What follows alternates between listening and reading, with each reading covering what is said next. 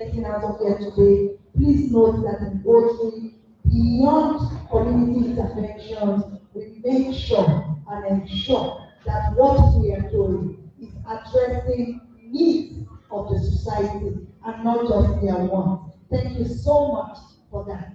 And I'm going to come quickly to Rotarian Region. As someone who has worked very closely with you, I know that you're very passionate about healthcare. In the OPM, where you were the president, a lot of times it was very difficult to seek to know or accept the fact that you were gay because you demonstrated so much maternal instinct in your initiative. You were very passionate about healthcare. And next, I would like to ask you, Dr. Richard, I know that health crises often deepen divisions. How do you think the Rotary project in disease prevention and treatment, how do you think it can foster unity and resilience within communities? Thank you, my own personal friend and one of the pillars while I was president, which is Arena. In fact, that question should have gone to PDG because PDG, Oyebade, is currently the national prevention, something national. However, again, the beauty about Rotary and what we do covers these areas of focus that you have mentioned. And in building peace across community, there are 8 pillars. And one of those pillars is healthcare management in the community. And so, for you to have a peaceful environment, you must provide an affordable healthcare system for the people. And so, like the PDG said, we went to Medellin Town High School. We had also thought of PDG, we also thought of giving them borehole. And when we got there, we understand that the children, the pupils, do not even have the science laboratory facilities. That every time they want to do practicals, biological practical, their parents are mandated to donate 50 naira every Wednesday that they go to the neighborhood school to carry out practicals. And we were there to use them toilet facilities. But on that fateful Wednesday, myself, the past president, we were there to tell them that we are coming to inaugurate the toilet. And we saw all the children queuing up to go to the next school. And we were collecting their 50 naira from there. And we asked, we said, oh, they do not have lab, but they will pay the neighboring school for a child to do practical. And biology is 3 weeks away.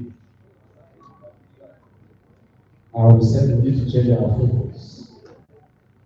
And we went back as a club, taught students, and we said, let's build this school in our military facilities, in modern day lab. And that was what we did. And today, just a few days ago, we saw what the activities. Everything is still in place and is still maintained.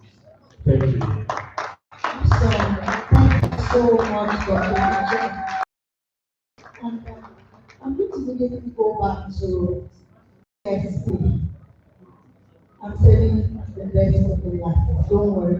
Don't think I'm biased. But you know, I'm very, very, very supportive of women. So it's not women, women. And you'll be sure that by the time I throw my question to Mrs. Saraki, in fact, anticipate. So, TSC, as a law enforcement person, one who has had to experience multiple conflict situations. I mean, I don't know how you people do it, but I remembered the day I came to see my friend Benjamin at the first headquarters. I was shaking it.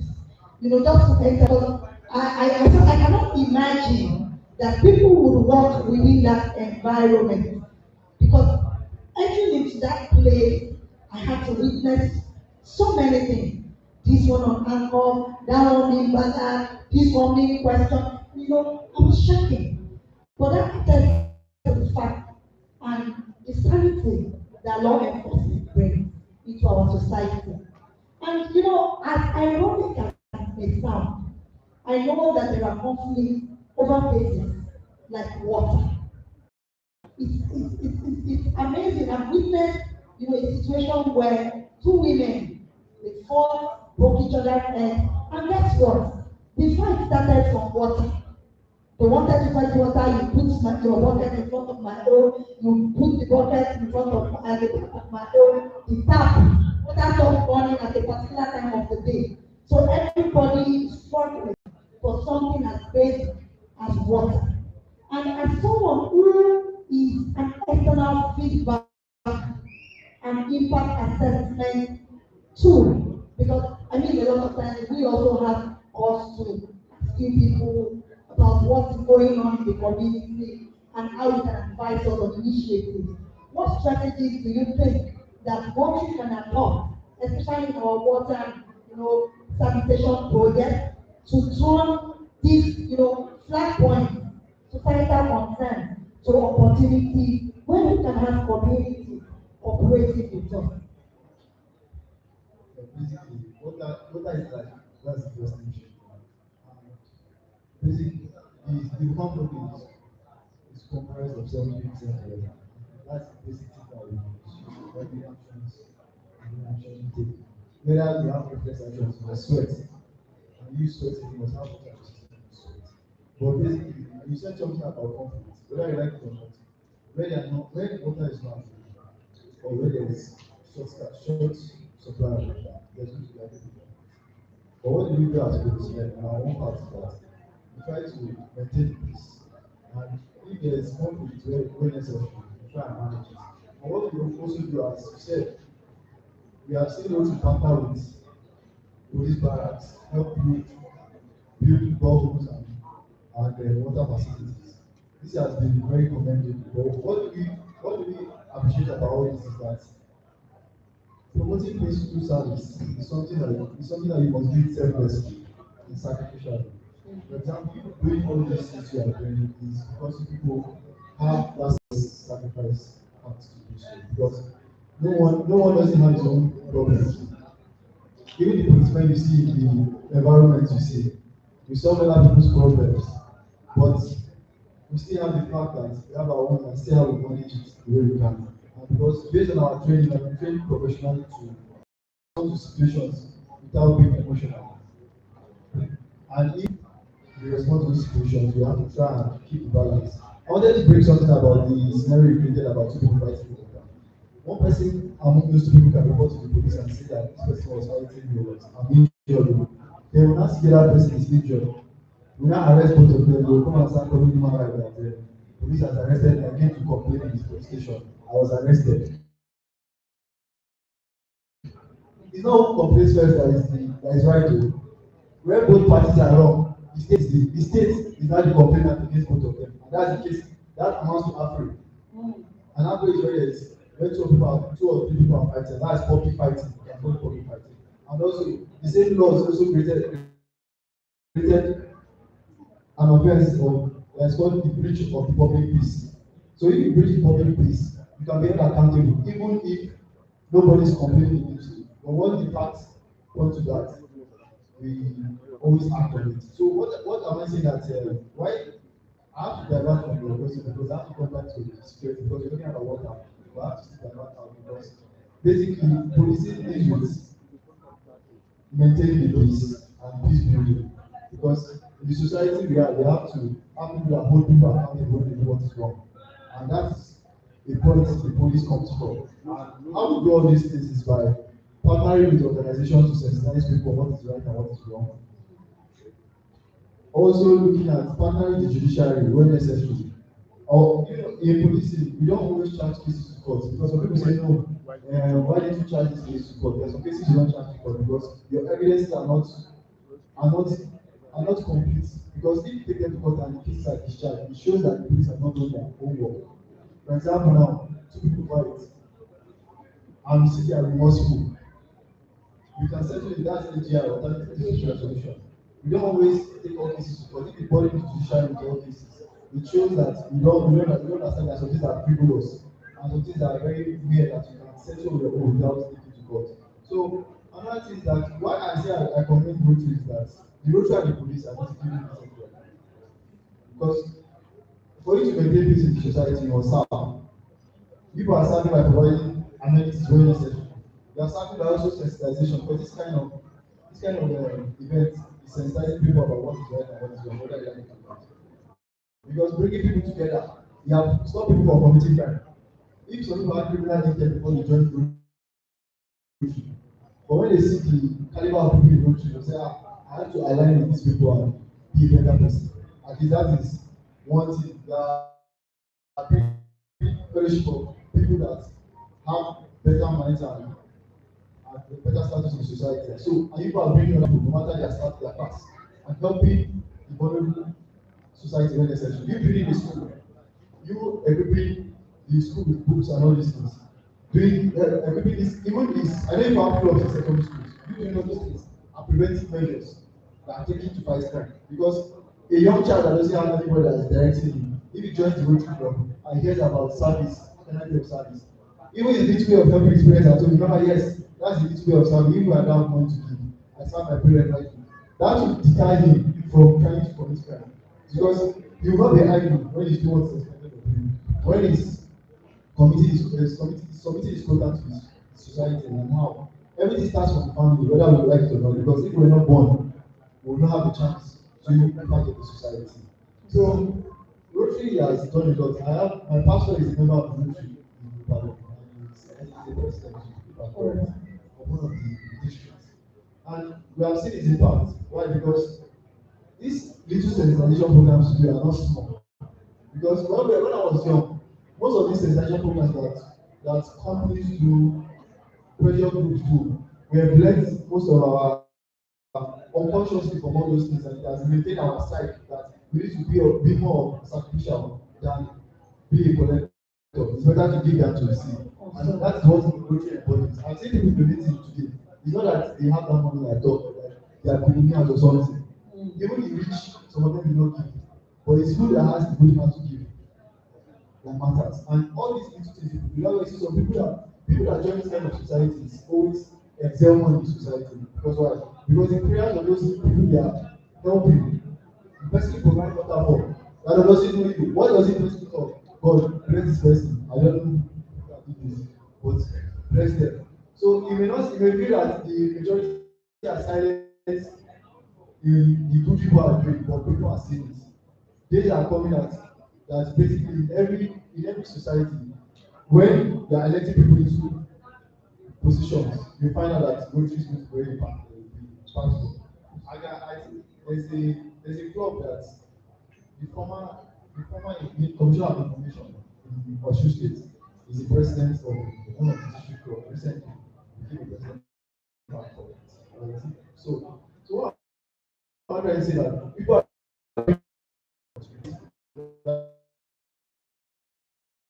have made Rotarians donate to police, help renovate police stations, and all these things. These are not small, but without the society, it's not complete. The policeman is a member of the society, and we were chosen for the society to serve the society. So we have to take it. That is why policing, we have make sure that we are putting down policing to the extent that if you make a complaint on social media, we receive the complaint, act on it, direct when necessary. We do public advisory, and that is what I'm a lawyer, and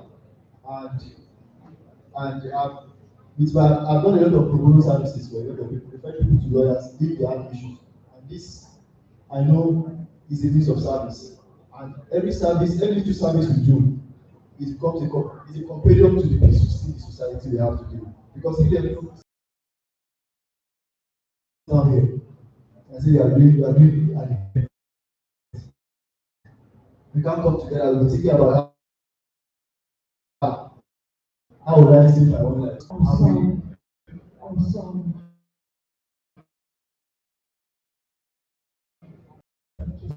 So So ladies and gentlemen, of commendation and essentially continue to give selflessly and selflessly. And as to what he has said, by the time we start to the project, please contribute when you get to that. And now I'm back to you, man. I know that in your years of experience and in your years of practice, you must have witnessed so many traumatizing, earth-shattering episodes. And at the core of most conflict situations is the mother and the people. You see a town that is being displaced by values, the ones that suffer most is the mother. Of Christmas. But the little people are doing, the people have to have their own conscious mind that I'm receiving this. I should not be a burden again also. I should teach another person. It should pass on to another person. Where two or three are gathered, where there's one person, everybody is a member here because you heard it from somebody or you saw the action of road trip somewhere else. So if everybody does their own part, the on Rotary, and Rotary will just be empowering, and people will be moving on, and people empowering the people. But if you check it out, some people will be empowered and empowered, and that is what is distracting. And when these people are dependent, have that dependent mindset, when it is not available, they go into crime.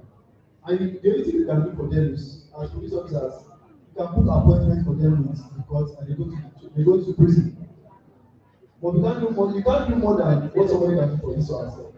But what we can do is continue sensitizing them, helping their self-esteem, mental awareness, and also the what people are doing is great. But Awesome.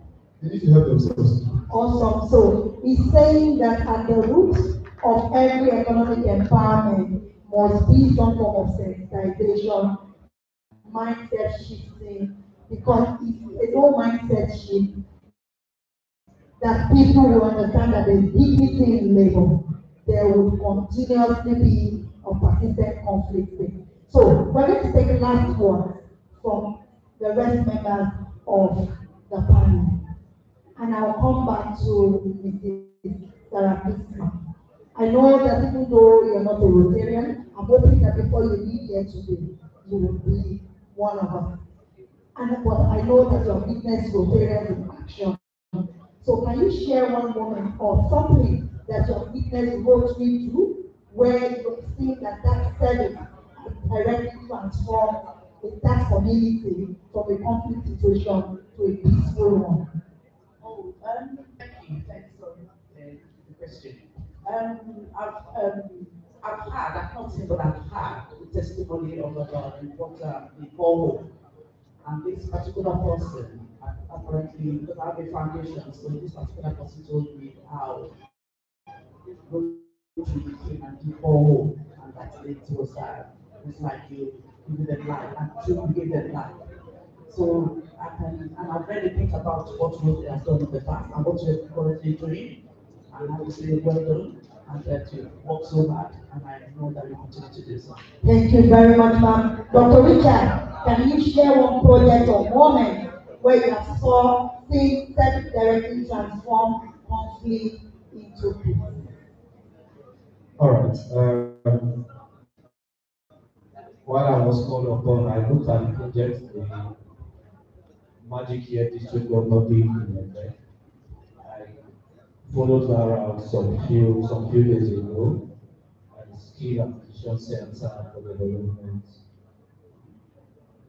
I have a friend, I had a stopover, and they were talking about what that's the impact to bring to that community. And so please let's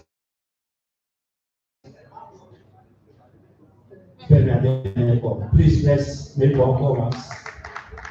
One of the projects we did at Ekpe, and I was at the function, and the owner of that place was talking about how that singular project would help that community, and spoke how he ensured that the Omonibe do not stop the tree, because that project is for them. And I went far and above to ensure that Rotary gets that done. And the completion of that project, skill acquisition center starts what the community intends to gain. And he was calling for more donations. I was telling everybody in that program to go and join Rotary. And I went there, not as a Rotarian, but someone who was invited to speak on that event. And he was talking passionately and encouraging everybody in the town hall in the that they should go and join Rotary. Thank you. Thank you very much. And finally, to put a curtain on this segment, I would want the PDG to give his last word. And sir, for your last word, young people are often both drivers of conflict and they can also be ambassadors of peace. Depends on how they are utilized. How do you think, drawing from your years of experience and sphere of influence, particularly in Rotary, how do you think Rotary can intentionally mobilize youth in peace-oriented service? All right, thank you very much for that once again, my chair.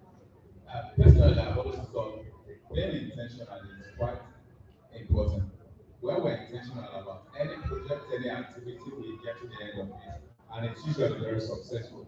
So I think in very few words, Rotarians, Rotary clubs, and indeed the district must begin an intentionally focused project for the youth, train them very well, and nurture them all the way. What we do most of the time is just train and, pardon me, abandon them. We train and we leave them. We don't take data, we don't go back to them, we don't know what happens to them thereafter. We should start being intentional about it. We should be strategical about it. We should be focused about what we are doing. Let us strategize it. What are we doing? We want the youth to become the best. We want them to become the greatest. We want them to become shining example. We want them to become X. Let us name it and let us be intentional about it.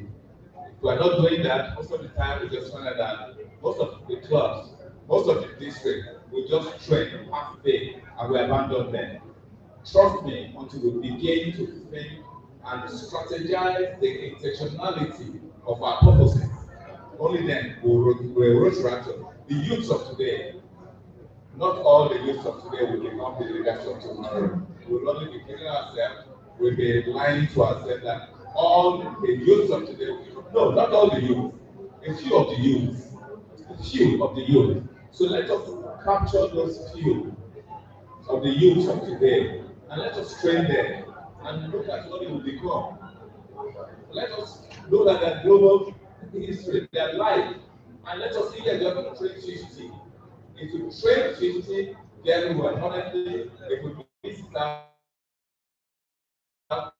bearing all things, separate parables, they say, if they are alive, God's bearing body being alive. In the next 50 years, we'll see real grown people that are ready to serve the community. Thank you very much, sir. And ladies and gentlemen, to end this panel session, you have heard back we have discussed at the core and beyond of seven areas of focus. We must be more intentional in targeting the youth population. Only and only when that is done will we achieve more sustainable areas of focus.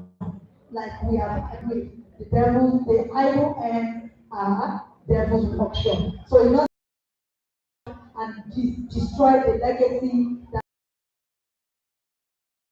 different service project, we must be intentional, be more intentional in influencing and collaborating with the youth population. And that brings us